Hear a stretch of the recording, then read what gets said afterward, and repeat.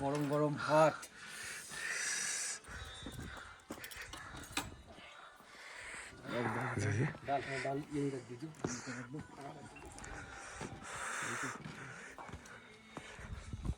एक फोटो ले लीजिए ना हम लोग का এই যে আলু চোখা, দাঁড়া এক সেকেন্ড, আলু চোখা, ঘি, এটা হচ্ছে মানে চৌরি গাই ফিমেল ইয়াক, সেটার ঘি, স্যালাড, এটা সবজি, ডাল, ডিমের অমলেট, রাইস, আলু, পাঁপড়। এই যে আমরা তিনজনে বসে পড়েছি, আর তার সামনে আমাদের সামনেই হচ্ছে মাউন্ট এভারেস্ট।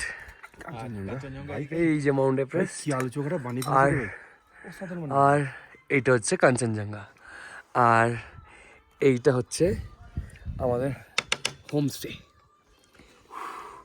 আর ওয়েট না করে খাই।